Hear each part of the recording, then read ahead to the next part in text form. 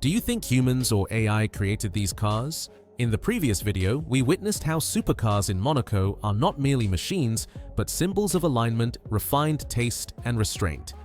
Today, we go deeper, exploring why not every supercar truly belongs here, and why only a select few are allowed to be present. What do you think about the image of these women appearing alongside supercars like this? Comment worthy if you believe only the right choices earn their place. Subscribe to the channel so you don't miss the unspoken rules most people never notice.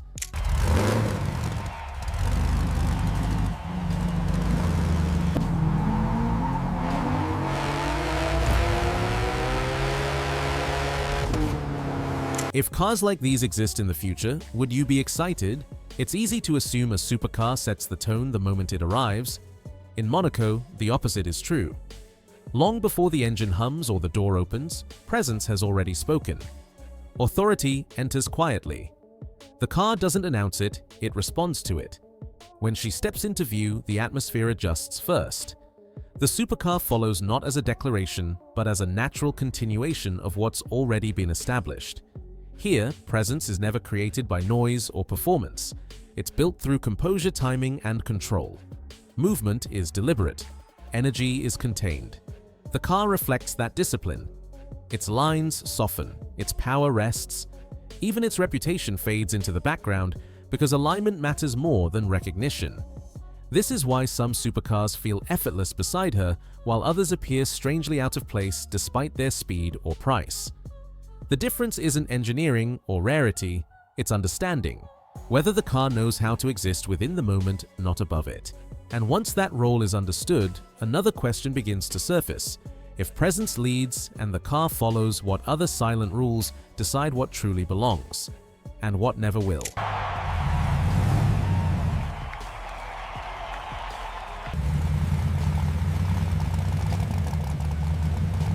Would you want a car like this? The most revealing detail about a supercar in Monaco is not how fast it can move, it's how little it needs to prove. In a city where performance is expected, excess becomes unnecessary. Speed exists, but it stays dormant. What speaks instead is design, proportion, restraint, and visual discipline. Here, the right supercar doesn't dominate the street. Its silhouette settles into the environment with ease. The curves are deliberate, not aggressive. The stance is confident, but never demanding. Nothing strains for attention because attention is already present. This is where design outpaces performance, not by reducing power, but by choosing not to display it. A car built to impress everywhere else can feel out of place here if its design interrupts the rhythm of the scene. Monaco rewards visual harmony over spectacle. The car must complement fashion architecture and movement, not compete with them. When design is correct, performance becomes an unspoken assurance rather than a headline. This shift explains why certain models feel timeless in these streets, while others fade quickly from relevance. And, once design takes precedence, another layer begins to matter even more. The subtle choices that refine harmony, further starting with color.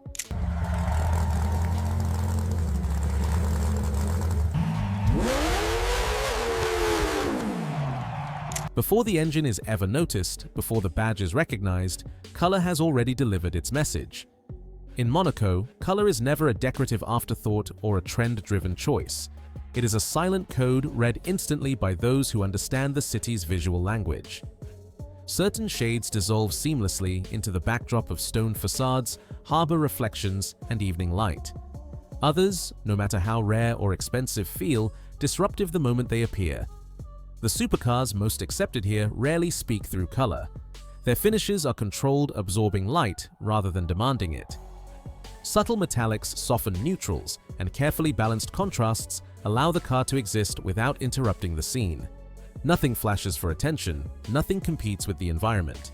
Color becomes an act of restraint, not decoration.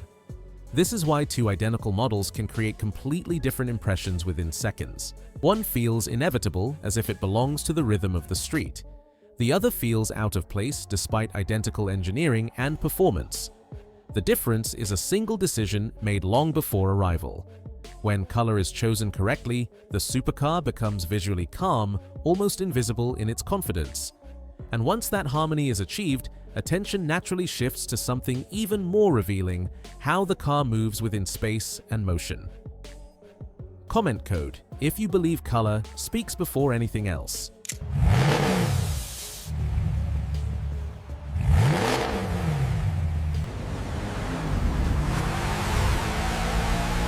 The moment a supercar tries to take the lead in Monaco, it reveals that it doesn't fully belong. Here, the car is never meant to dominate the scene. Its role is more refined to support, to frame, and to move in harmony with what truly defines the moment. Power exists, but it remains secondary. In these streets, the supercar behaves with restraint. It waits, it aligns, it follows the natural rhythm set by presence, fashion, and timing. Doors open smoothly, engines respond without urgency. The car understands that being visually correct matters more than being visually loud. This supporting role transforms the vehicle into something quieter and more intentional.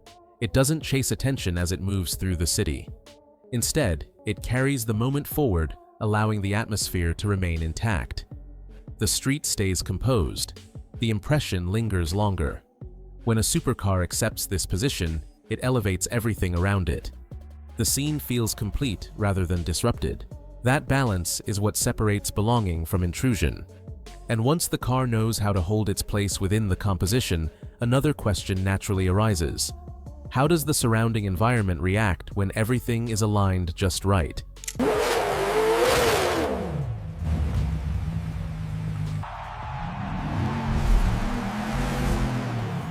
The most honest reaction in Monaco never comes from the supercar itself. It comes from everything around it. The street reveals the truth before a single word is spoken. When the right car appears at the right moment, the environment adjusts seamlessly. Nothing pauses, nothing questions. Movement continues as if the presence had already been expected. Valets approach without hesitation. Distances remain comfortable. Conversations don't stop, they simply lower in volume. The city doesn't turn its head because it doesn't need to. Recognition here is subtle, expressed through smooth continuity rather than visible reaction. When alignment is missing, the contrast is just as clear. The atmosphere tightens slightly.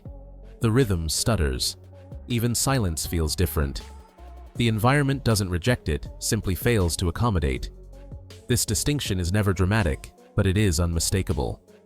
In Monaco, belonging is measured by how little disruption follows an arrival. The more naturally the surroundings respond, the more correct the choice was. It's a quiet confirmation that cannot be imitated or forced. And once the environment responds without friction, another pattern begins to emerge, one that reveals itself over time through consistency rather than momentary impact.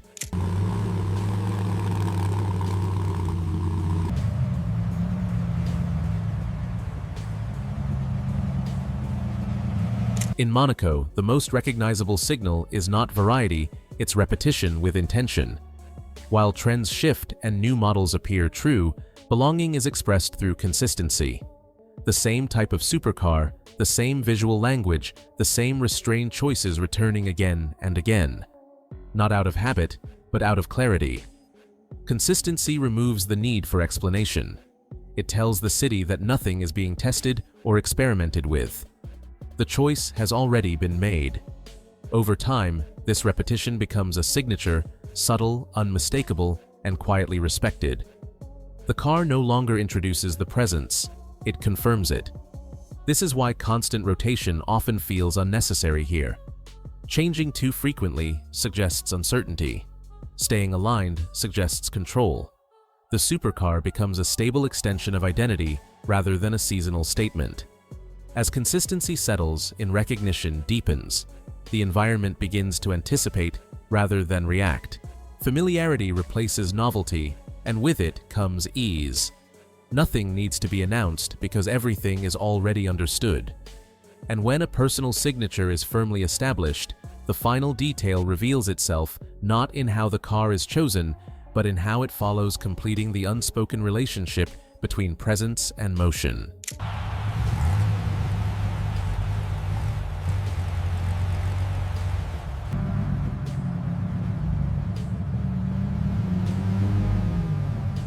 In Monaco, following is never a sign of weakness, it is a mark of understanding. The most fitting supercars don't attempt to lead the moment or redefine it. They recognize when to stay in sequence, when to move smoothly, and when to let presence set the pace. This quiet awareness is what separates belonging from display. Here, movement is measured. The car advances without urgency, matching rhythm rather than imposing it. Nothing accelerates for effect, nothing lingers for attention. The supercar respects the scene by maintaining balance, allowing elegance to remain uninterrupted. This form of following completes the relationship between choice and control. The car no longer needs to be noticed to be effective. Its role is fulfilled through alignment alone. And once this final rule is understood, the picture becomes complete, leading us to the closing question: if true presence never pushes forward, what is it that truly stays behind after everything moves on?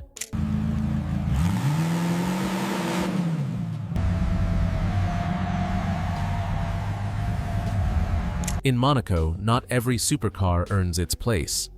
Belonging is shaped by presence, design, color, rhythm, and restraint, all working together in quiet precision. When everything aligns, nothing needs to be announced. So what do you think truly defines belonging at this level, power or control? Comment yes if this perspective resonated with you. If you enjoyed this story, give the video a like and subscribe to the channel for more insights into the unspoken language of luxury. Thank you for watching, and see you in the next chapter.